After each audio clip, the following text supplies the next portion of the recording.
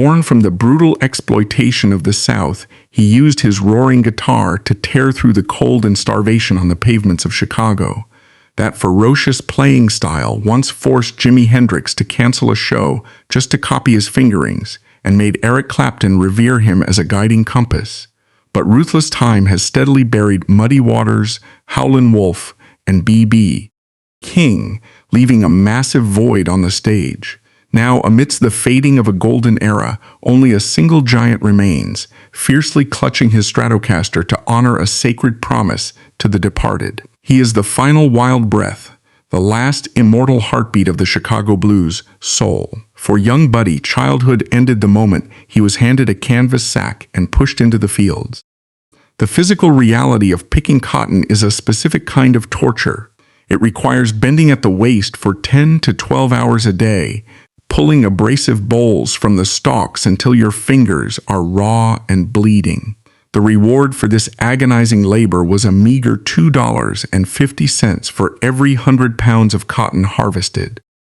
That sum was barely enough to put a sparse meal on the table, let alone finance a way out of Lettsworth. But the physical pain was only a fraction of the trauma. The deeper psychological wound came from the realization of what this labor meant. Even as a child, Buddy felt the visceral, crushing weight of a world that demanded his silence and obedience. He was growing up in an environment where the brutal reality of daily physical labor threatened to become his permanent ceiling. In an environment designed to extract silence and obedience, humans will inevitably search for a way to scream. Buddy needed a voice.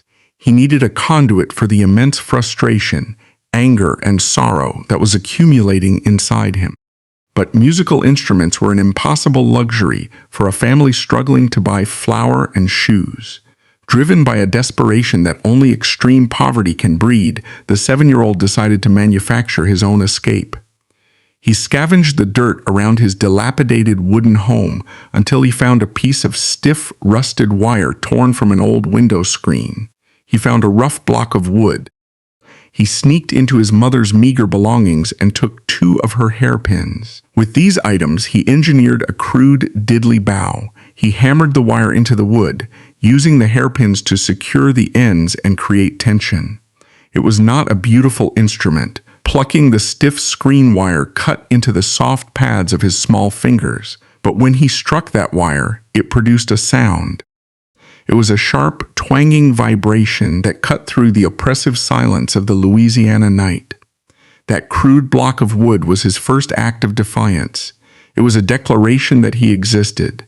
For years, that homemade diddly bow was his only outlet. He played it until the wire snapped and his fingers calloused over. But the hunger for a real instrument became an obsession. He watched older men in the community play the blues on front porches, their acoustic guitars acting as the only medicine available for the exhaustion of the work week.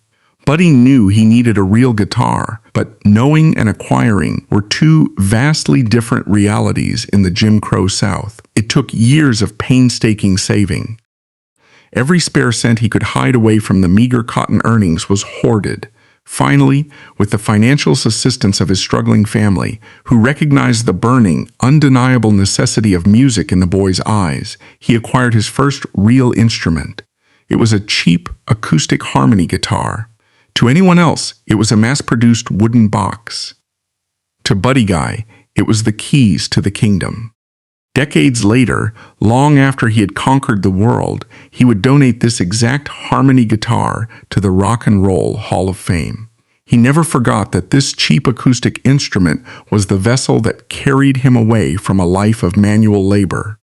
As Buddy grew into a young man in the early 1950s, the crushing reality of rural Louisiana forced him to look for a way to survive without breaking his body in the fields. He relocated to Baton Rouge, seeking any employment that would allow him to keep his hands functional for the guitar. He secured a job as a custodian at Louisiana State University. The irony of this position was profound and deeply painful. Here was a young man harboring a singular, explosive genius, forced to spend his days pushing a broom and emptying trash bins in the hallways of an all-white institution of higher learning. He was a ghost in the corridors of academia, cleaning up after students who looked right through him. The systemic racism of the era dictated that his intellect and talent were irrelevant. His only value to the institution was his ability to sweep a floor. But the custodian uniform came off at night. When the sun went down, Buddy transformed. He took his guitar and immersed himself in the local Baton Rouge club circuit. He began playing semi-professionally, backing up regional band leaders like Big Papa Tilly and Raphael Neal. These gigs were not glamorous. The clubs were hot, crowded, and often dangerous. The pay was abysmal, usually amounting to a few loose coins tossed into a tip jar or a couple of free drinks. Yet, this grueling routine was his true education. He learned how to command a room, how to play behind a frontman, and how to read the mood of an exhausted, working-class audience. He would play until the early hours of the morning, catch a few hours of sleep, and then drag his exhausted body back to the university to push his broom. It was a punishing dual existence that tested his physical limits. Despite his growing reputation in the local clubs, a terrifying realization began to settle over him. Baton Rouge was a dead end. The segregated South was an airtight container. No matter how brilliantly he played, no matter how much energy he poured into his performances, he would never be allowed to rise above the status of a local curiosity. He was playing the blues, but the originators of the electric sound he craved had long since migrated north. He listened to the records coming out of Chess Studios. He heard the electrified, booming sounds of Muddy Waters and the terrifying, primal howl of Howlin' Wolf. They were in Chicago. They were making a living, commanding respect, and forging a new American art form. Buddy knew with absolute certainty that if he stayed in Louisiana, he would eventually be ground down by the sheer friction of the racist society around him. He would end up just another tired old man playing on a porch, his dreams suffocated by the heat. The psychological pressure cooker finally popped in the autumn of 1957. Buddy was 21 years old. He looked at his broom, he looked at his guitar, and he made a decision that required a terrifying amount of courage. He gathered the absolute bare minimum of personal belongings. He counted the few dollars he had managed to save from his janitorial work and his club tips. On September 25, 1957, he walked to the train station and purchased a one-way ticket heading north. He was leaving behind his family, his familiar surroundings, and the only world he had ever known. He was riding toward a mythical city of electricity and opportunity, entirely unaware that Chicago was waiting to test his resolve with a cruelty he could never have anticipated. The train ride from Louisiana to Illinois was supposed to be a journey from darkness into light. For decades, the narrative of the Great Migration had been whispered across the cotton fields of the South. Chicago was the promised land, a sprawling metropolis where a black man could find decent wages, escape the daily indignities of Jim Crow, and walk the streets with his head held high. But when 21-year-old Buddy Guy stepped off the train at the Illinois Central Station in late September 1957, the myth evaporated the moment the cold wind hit his face. Chicago did not care about his dreams. It was a massive, unforgiving industrial machine, and like all machines, it had no capacity for empathy. The city was strictly segregated by invisible lines of redlining and systemic poverty, restricting Southern migrants to overcrowded, hyper-competitive neighborhoods on the south and west sides. Buddy arrived with exactly $3 in his pocket. In a city built on ruthless commerce, $3 was not a foundation. It was a countdown. That countdown reached zero with terrifying speed. Without connections, without a job, and without a place to sleep, Buddy found himself entirely swallowed by the urban landscape. The southern poverty he had fled was harsh, but it was familiar. There was always a neighbor to spare a scrap of food or a patch of dirt to rest on. Urban poverty was an entirely different beast. It was isolating, cold, and profoundly indifferent. For 3 days and 3 nights, Buddy wandered the concrete pavements of the South Side. He had no coat to fend off the biting autumn wind. He had no bed. Most critically, he had no food. Starvation is not a quiet process. It is a violent, consuming physical agony that attacks the stomach, dulls the mind, and breeds a deep, primal panic.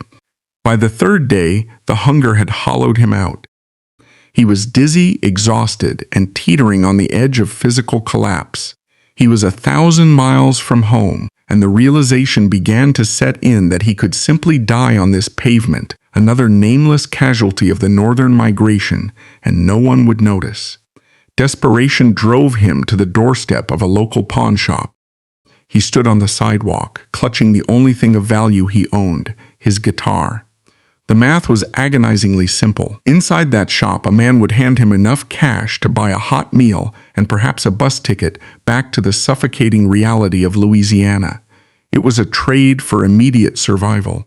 But as he looked through the dirty glass of the pawnshop window, a profound psychological barrier stopped him. To sell the guitar was not a financial transaction. It was a spiritual surrender. That instrument was the only tangible proof that his suffering in the cotton fields had a purpose. It was his voice. It was his identity. To hand it over for a few dollars meant accepting that the system had won. It meant agreeing that he was nothing more than a disposable laborer. Standing there on trembling legs, his stomach cramping with hunger, Buddy tightened his grip on the guitar neck. He made a vow to himself that he would rather starve to death on the unforgiving concrete of Chicago than sell his soul. He turned his back on the pawnshop and kept walking. That decision to walk away from a hot meal is the defining pivot of Buddy Guy's life. He continued to wander down Cottage Grove Avenue, a mere ghost of a man clutching a wooden box. It was in this state of near delirium that a stranger noticed him. The man saw a skinny, exhausted kid holding an instrument and asked a question that cut through the haze. "Can you play the blues?" Buddy, too weak to explain his situation, simply nodded. The stranger, acting on a whim that would alter musical history, grabbed Buddy by the arm and pulled him off the street, pushing him through the doors of the 708 Club. The transition from the freezing, lonely street to the interior of the 708 Club was a shock to the system. The room was thick with cigarette smoke, the smell of cheap gin, and the deafening roar of electric amplifiers. This was the epicenter of the Chicago blues scene. On stage, Otis Rush was tearing through a set, while the legendary Little Walter sat in the audience, holding court. It was an intimidating, cutthroat environment where established musicians fiercely guarded their territory, and rookies were routinely chewed up and spat out by demanding crowds. Buddy was entirely out of his depth, but before he could process his surroundings, the stranger shoved him toward the stage. Somebody handed him a guitar and plugged him into an amplifier. Buddy Guy did not step up to the microphone with confidence. He stepped up with absolute, unadulterated desperation. When his fingers hit the fretboard, he did not play a rehearsed set. He channeled the trauma of his entire existence into the instrument. Every ounce of anger at the sharecropping system, every memory of his bleeding fingers in the cotton fields, and the blinding, agonizing hunger of the last 72 hours poured out through the strings. He bent the notes so high and so hard, it sounded like the guitar was screaming in physical pain. He played with a manic, violent energy, attacking the instrument as if he were fighting for his life, because in that moment he was. The sheer raw hostility of his playing brought the crowded room to a dead halt. The conversation stopped. The clinking of glasses ceased. The audience stood up, entirely mesmerized by the skinny, starving kid who was tearing the roof off the club with a sound nobody had ever heard before. The noise was so aggressive and unchained that it spilled out onto the Chicago streets, catching the ear of a man who happened to be walking past. It was Muddy Waters. As the undisputed patriarch of Chicago blues, Muddy was the gatekeeper of the city's musical hierarchy. Intrigued by the ferocious sound bleeding from the 708 Club, Muddy walked in to see who had the audacity to make that much noise in his territory. When the sets finally ended, Buddy stepped off the stage, the adrenaline abruptly leaving his body. He was shaking, drenched in sweat, and completely spent. Muddy Waters did not approach him as a rival. He approached him as a father figure who recognized a fellow survivor. Muddy took one look at the emaciated, terrified young man and understood exactly what he was looking at. He bypassed any talk of music, put a heavy arm around Buddy, and walked him out of the club to his parked red Chevrolet. In the front seat of that car, Muddy Waters hand-sliced thick pieces of salami, placed them between bread, and handed the sandwich to the starving 21-year-old. As Buddy devoured the food, Muddy spoke words that anchored the young guitarist to the city forever. "I heard you've been hungry for 3 days. Eat, son, and don't you ever think about leaving Chicago." That salami sandwich was more than a meal. It was an induction. Muddy Waters took Buddy under his personal protection, shielding him from the predatory nature of the Chicago club circuit. Muddy understood that a young, uneducated black man from the Deep South was prime prey in the northern cities.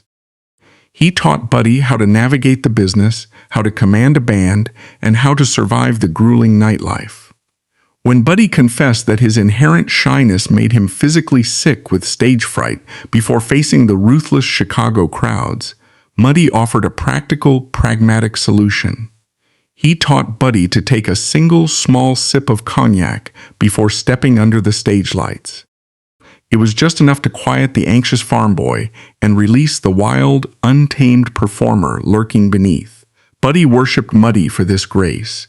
Playing rhythm guitar behind the imposing figure of Muddy Waters, listening to the deep, rolling delta sound amplified through Chicago electricity, gave Buddy a sense of security he had never known. However, Buddy Guy was not wired to remain a sideman. While Muddy Waters represented the modernization of the rural Mississippi Delta sound, deep, rhythmic, and commanding, Buddy belonged to a younger, more agitated generation. Alongside peers like Magic Sam and Otis Rush, Buddy was the architect of an entirely new sonic landscape, the West Side Sound. The West Side of Chicago was a tougher, more frantic environment than the established South Side, and the music reflected that urban friction. The West Side Sound stripped away the polite acoustic remnants of the country. It was fiercely electric, played at blistering speeds, and heavily reliant on extended, agonizing guitar solos. Buddy pushed the physical limits of the instrument.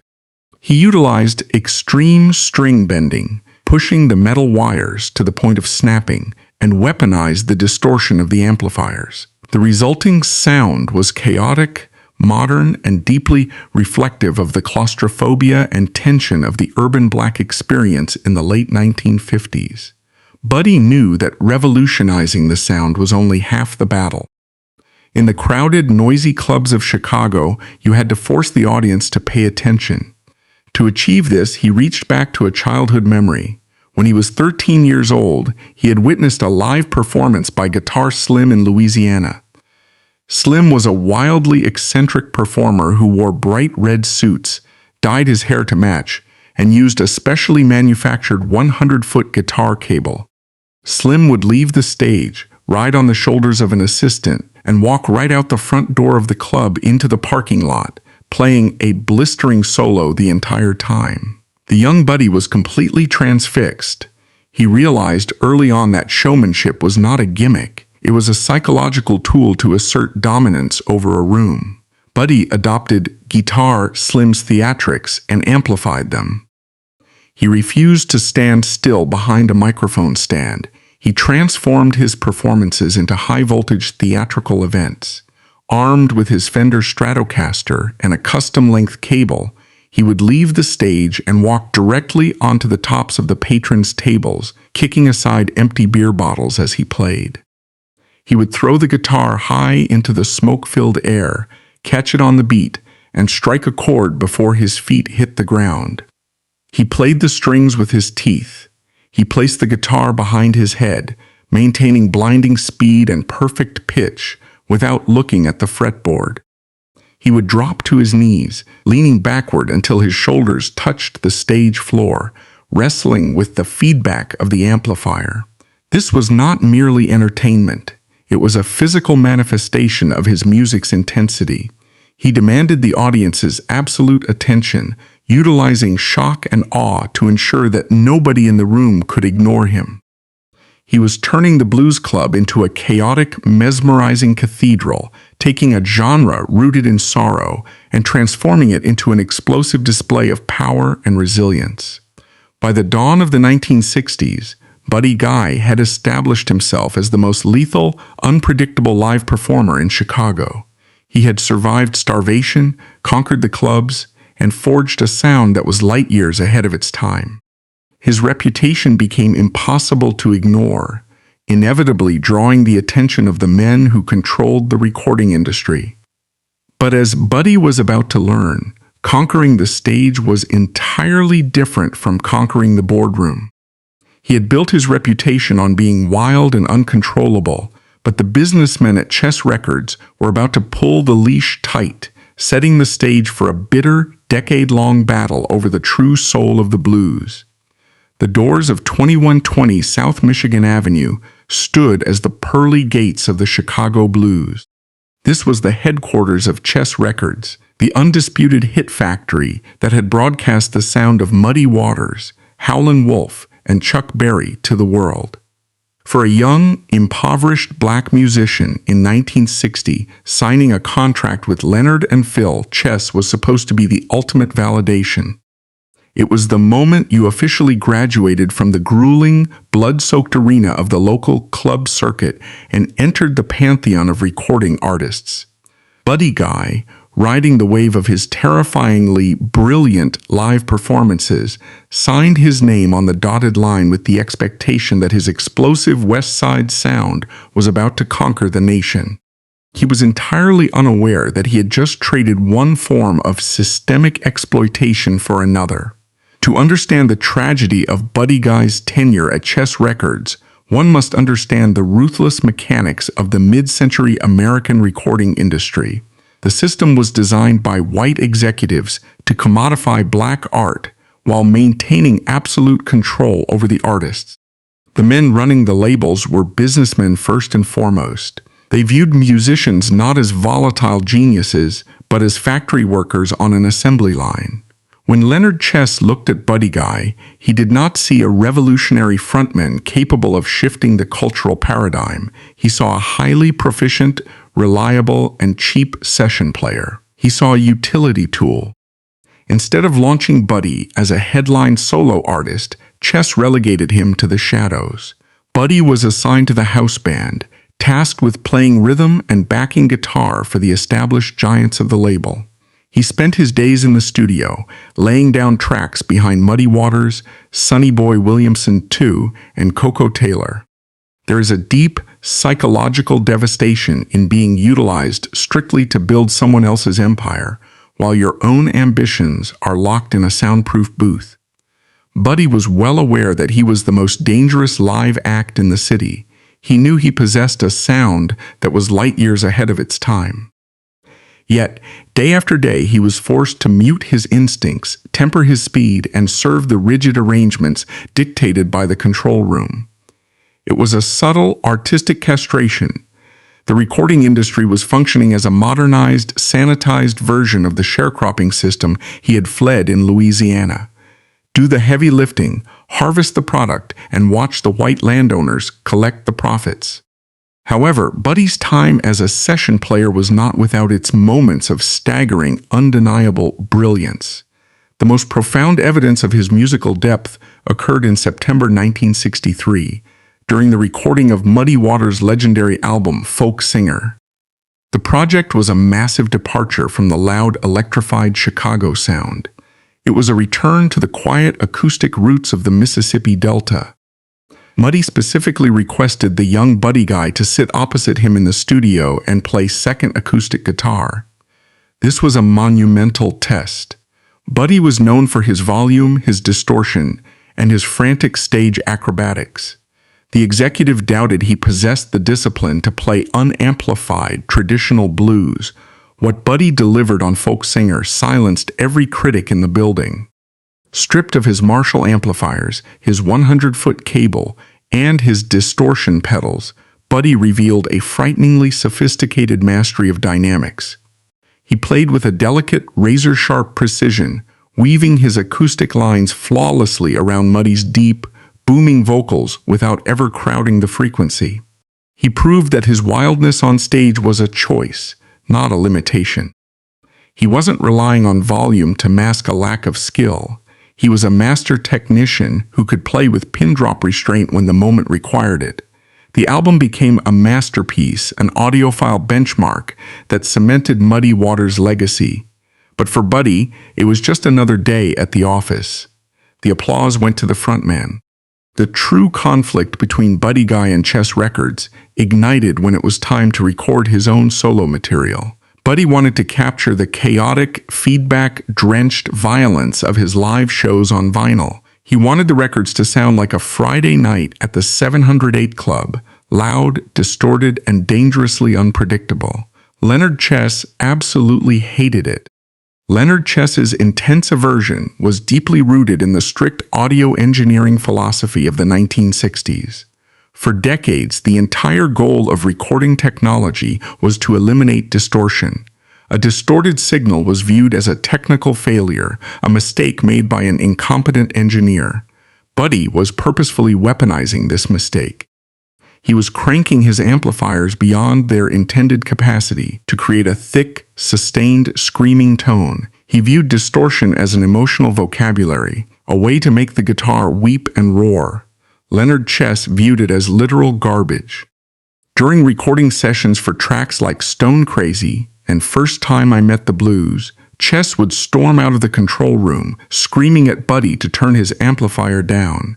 He called Buddy's signature tone motherfucking noise. He demanded a clean, polite, and manageable sound. The psychological toll of this suppression was immense.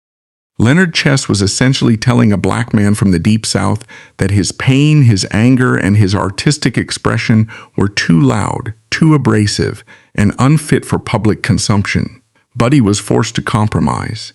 He recorded his solos with a clean, heavily muted tone. The resulting records were highly competent, but they were sterile. They lacked the teeth, the blood, and the raw hostility that made Buddy Guy a god on the stage. He would listen to his own playback in the studio and feel a sickening sense of betrayal. He was allowing the label to bottle him, to sanitize his trauma so it could be safely sold to a mainstream audience. He was trapped in a contract that fundamentally refused to let him be himself. The bitter irony of this suppression would not be fully realized until the mid to late 1960s, when a cultural tsunami arrived from across the Atlantic Ocean. In England, a generation of young white musicians had been obsessively listening to imported Chicago blues records, but unlike Leonard Chess, these British kids were not interested in the polite, clean recordings. They had heard whispers of the violent, overdriven West Side sound.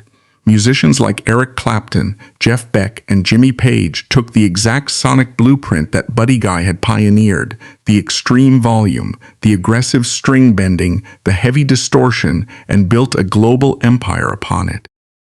Bands like Cream and the Yardbirds were making millions of dollars, selling out stadiums, and being hailed as visionary geniuses by the mainstream press. They were using walls of Marshall amplifiers cranked to maximum volume, generating the exact same motherfucking noise that Leonard Chess had forbidden Buddy from recording.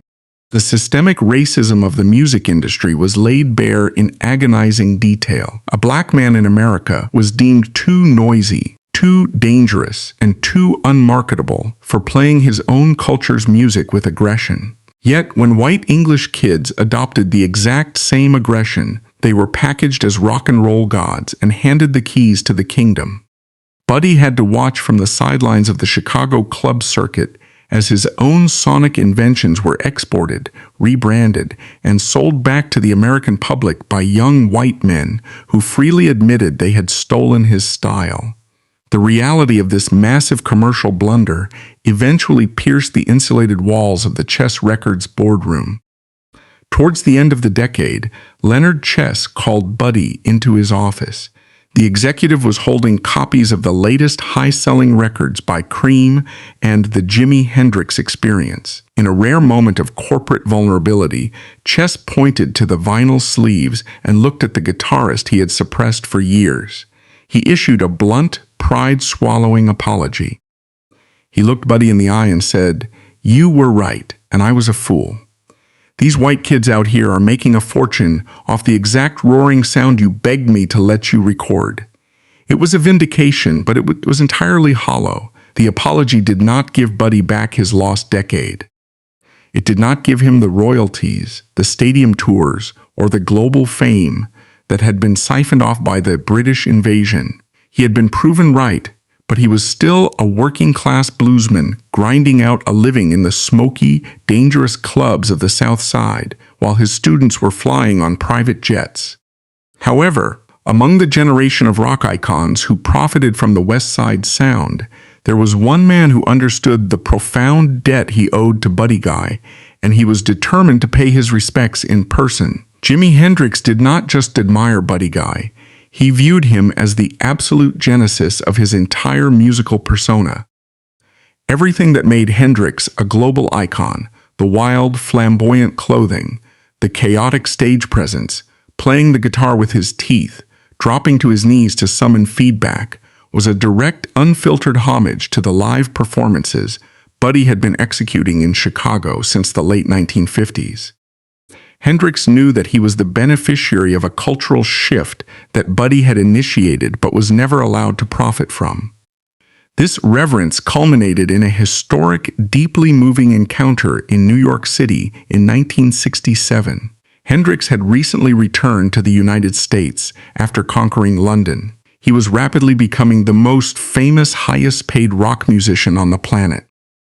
During a stint in New York, Buddy Guy was booked to play a small, cramped club following an appearance at the Newport Jazz Festival.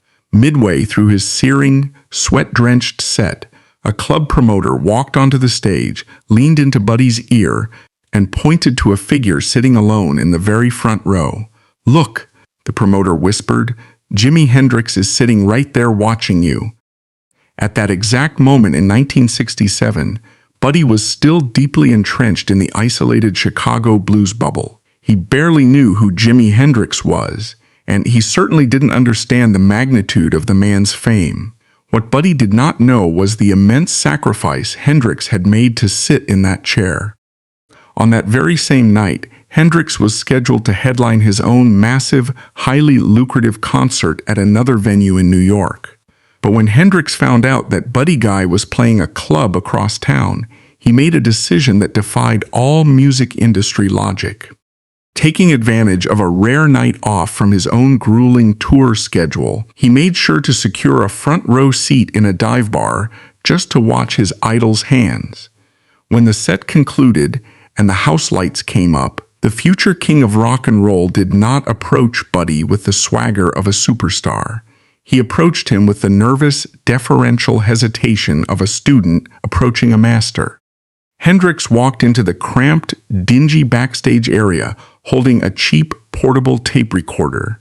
He looked at the man who had survived the cotton fields, the starvation, and the crushing weight of Chess records, and he quietly confessed what he had done.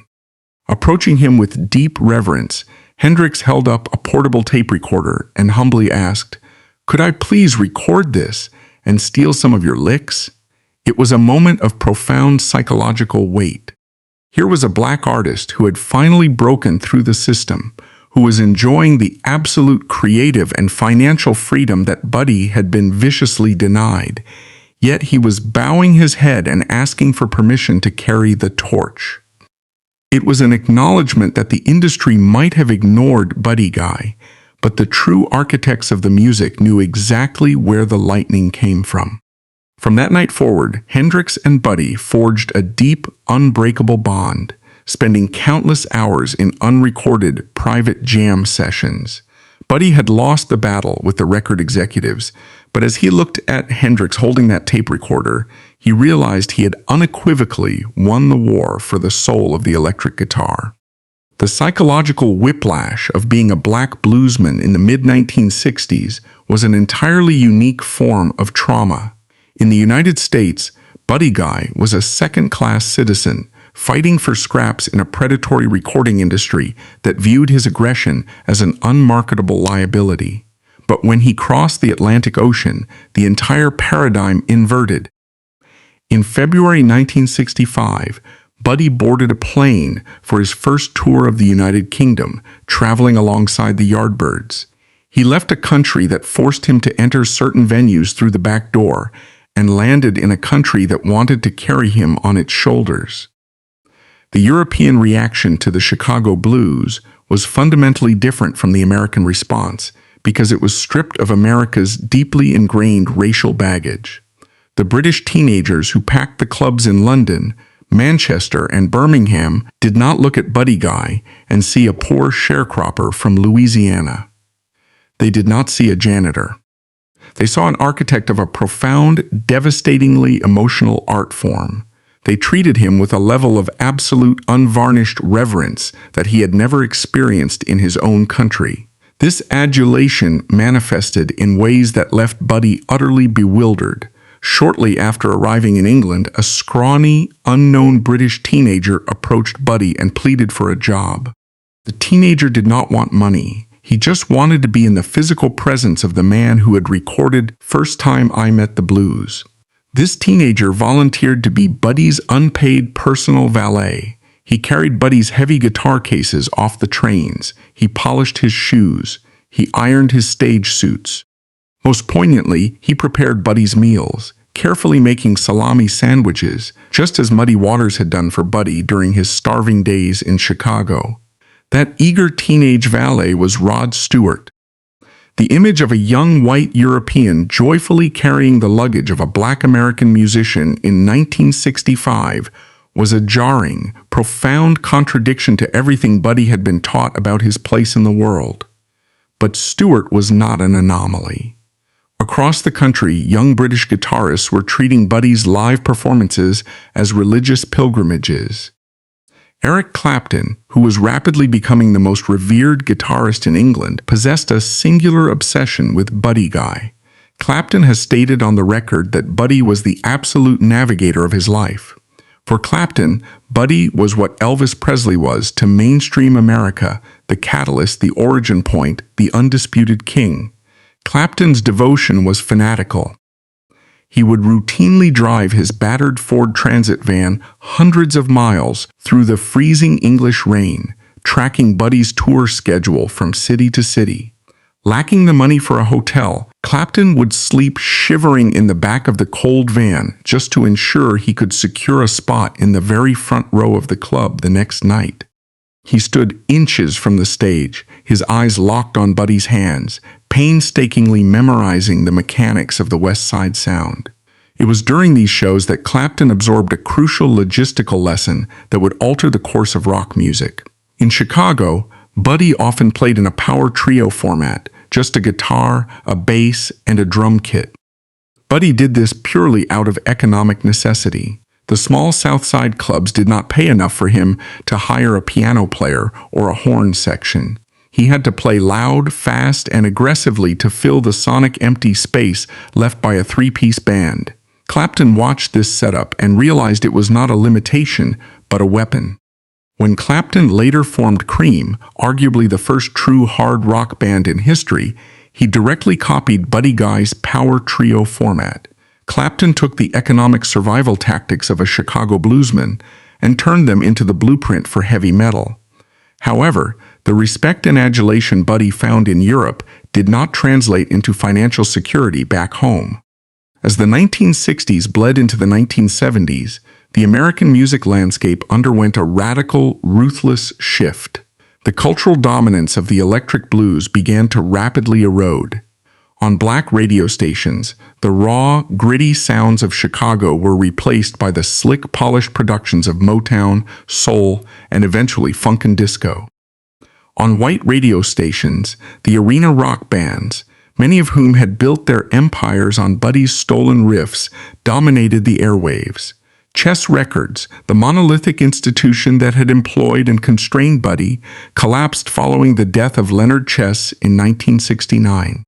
Suddenly, Buddy found himself without a record label, without a stable income, and playing a genre of music that the American recording industry had officially declared dead. The 1970s were a brutal, starving decade for the original bluesmen. The men who had invented the music were forced back into the margins. To feed his growing family, Buddy had to swallow his pride. The man who had been worshipped by Jimi Hendrix and Eric Clapton took a job driving a tow truck through the dangerous, snow-covered streets of Chicago. He would haul broken-down cars during the freezing days, wash the grease off his hands, and play the clubs at night for meager cash guarantees. It was a humiliating regression, a stark reminder that in America, artistic genius offered no protection against economic reality. It was during this bleak period that the most profound and heavy burden of Buddy's life was placed squarely on his shoulders. The original titans of the Chicago blues, the men who had pulled Buddy off the streets and taught him how to survive, were beginning to fail. Age, alcohol, and decades of relentless touring were catching up with them. Aging titans like Muddy Waters and Howlin' Wolf realized that their time was running out, and they were acutely aware that the corporate music industry would gladly let their history die with them. They summoned Buddy for a private conversation that would dictate the rest of his life. They sat him down and laid out the harsh reality. "You are the youngest one left," they told him. "We built this, but we are leaving soon. We are handing the keys over to you." They did not just ask him to keep the music alive. They extracted a solemn, lifelong promise. They extracted a solemn promise that whoever lived the longest would do absolutely whatever it took, regardless of the personal or financial cost, to ensure that the blues did not fade into obscurity. Buddy sat in front of the men who had saved his life, the men who had fed him when he was starving, and he wept. He gave them his word.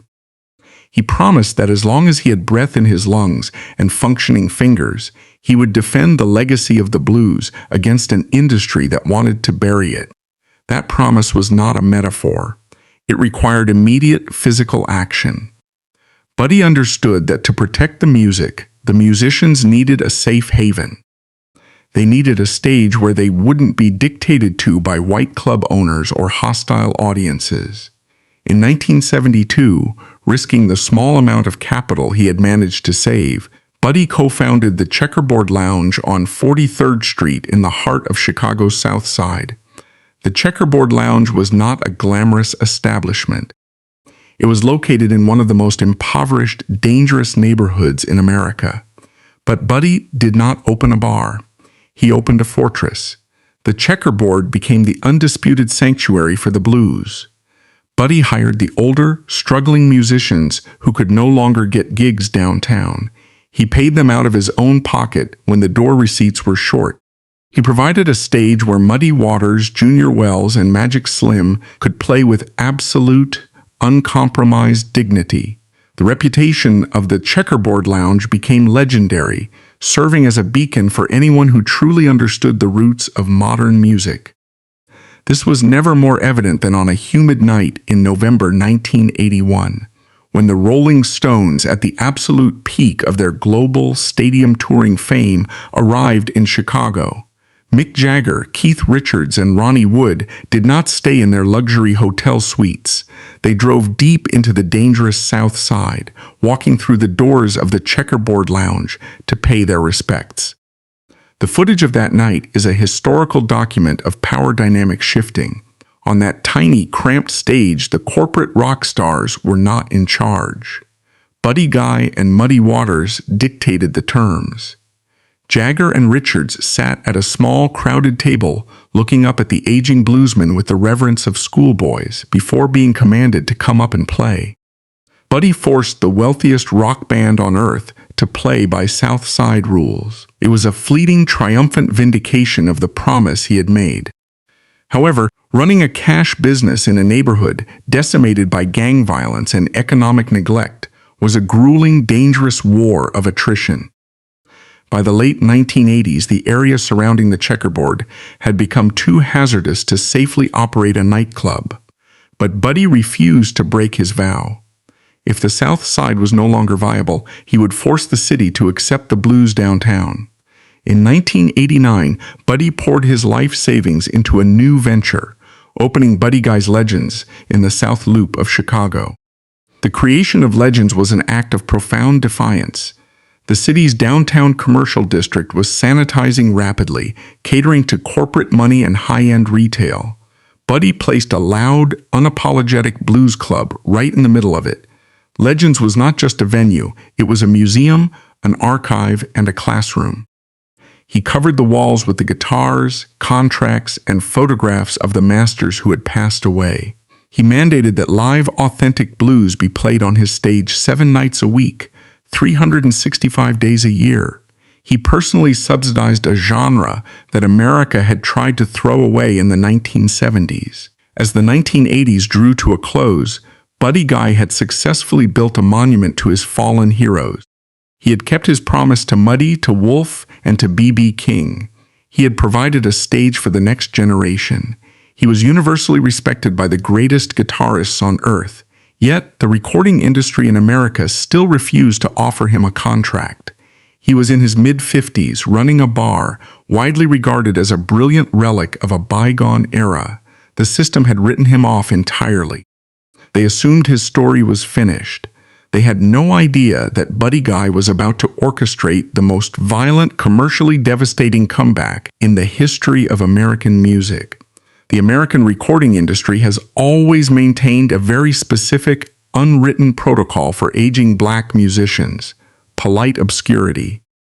By the time a bluesman reached his 50s, the corporate machine expected him to quietly fade into the background, perhaps playing a few local festivals, or recording cheap derivative albums for independent labels that nobody would ever distribute.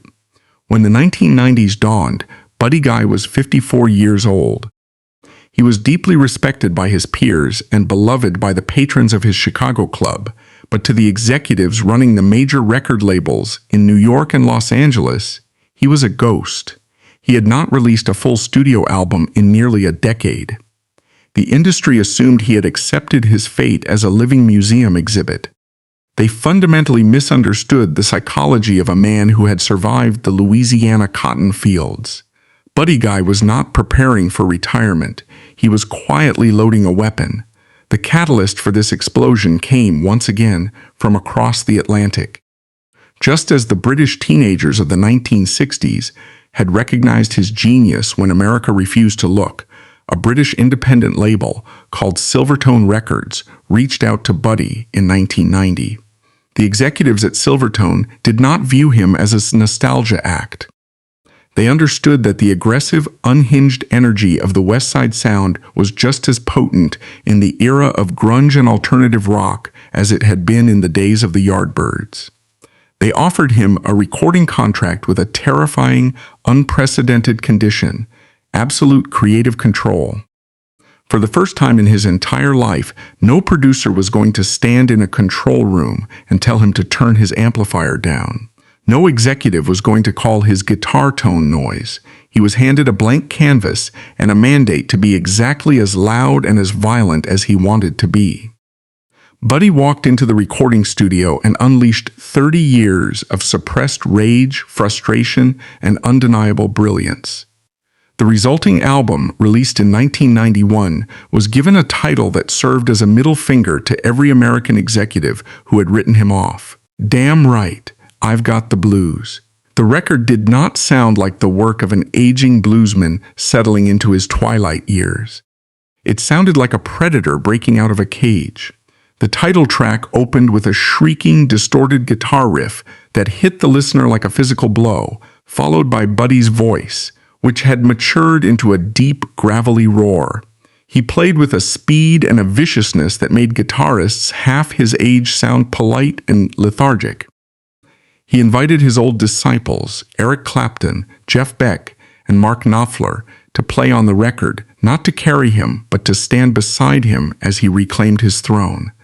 The commercial and critical reaction to Damn Right, I've Got the Blues was seismic. The album achieved massive global sales, a feat considered mathematically impossible for a traditional blues record in the early 1990s. It climbed the charts, dominated rock radio, and eventually earned Buddy Guy his first Grammy Award. The psychological validation of that gold gramophone was immense. It was the industry's formal, albeit belated, admission of guilt. Buddy had not changed his style to fit the mainstream. He had simply stood his ground, gripping his Fender Stratocaster, until the mainstream was forced to come to him.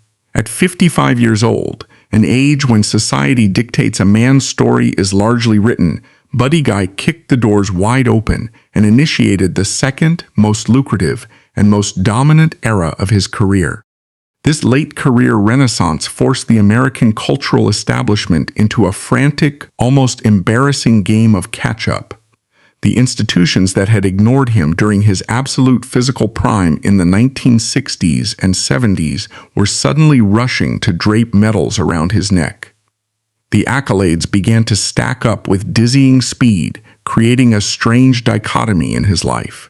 He was a man who still vividly remembered the agonizing hunger of 3 days on the Chicago pavement. Yet he was now being ushered into the most elite corridors of power in the nation. In 2005, he was finally inducted into the Rock and Roll Hall of Fame. It was Eric Clapton and B.B. King who stood on stage to formally induct him, a symbolic closing of the circle between the architect, the disciple, and the elder statesman. But the most profound juxtaposition of his life, a moment so laden with historical and racial significance that it borders on fiction, occurred on the evening of February 21, 2012. Buddy Guy was invited to perform at the White House.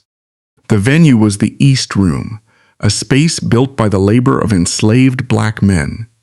The host in the front row was Barack Obama, the first black president of the United States. When Buddy Guy looked out from the stage, the psychological weight of his journey must have been staggering. He was a man born in a sharecropper's shack in Lettsworth, Louisiana, a place where a black child was viewed as nothing more than agricultural machinery, destined to pick cotton for pennies until he died. Now he was standing in the epicenter of global power, holding his guitar, entirely in command of the room.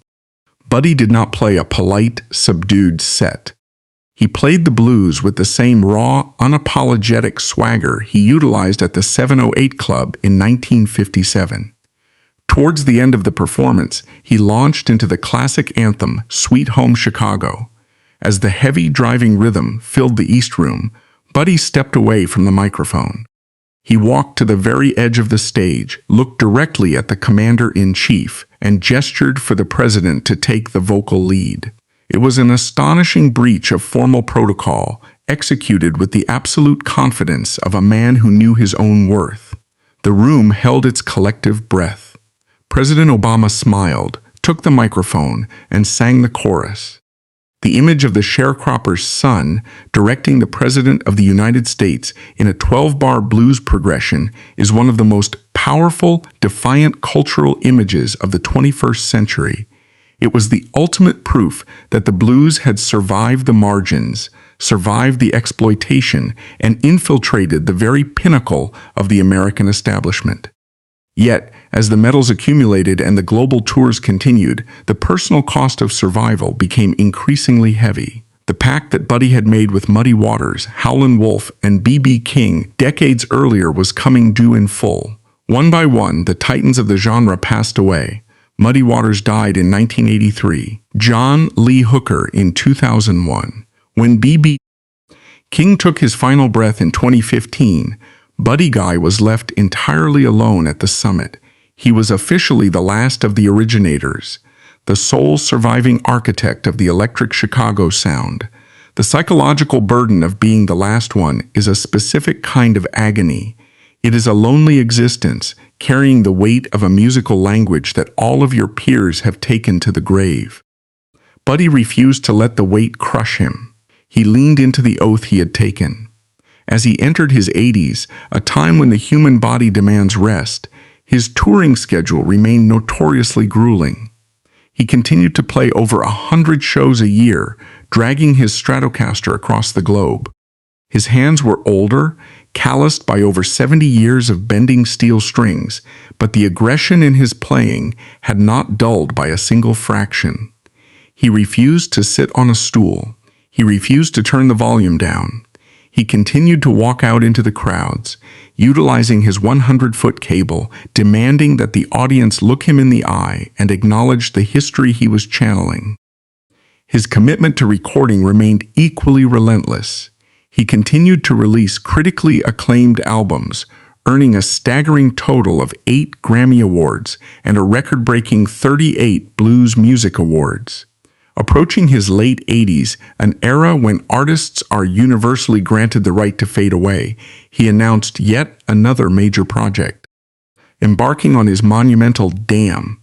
Right Farewell tour and following the release of his acclaimed 2022 album, The Blues Don't Lie, Buddy made it explicitly clear that he viewed his life not as a career, but as a lifelong deployment on the front lines of American culture. He was not touring for the money, nor was he touring for the applause. He was touring because he had promised the men in the graveyard that the music would not die on his watch. When we examine the sprawling, blood-soaked, triumphant epic of Buddy Guy's life, we are forced to redefine our understanding of musical genius. The history of American music is littered with brilliant artists who were consumed by the machine, men and women who created sounds that changed the world, only to die broke, bitter, and forgotten. Buddy Guy is the ultimate outlier. He is the man who looked the machine in the eye and outlasted it. His legacy is not just the West Side sound.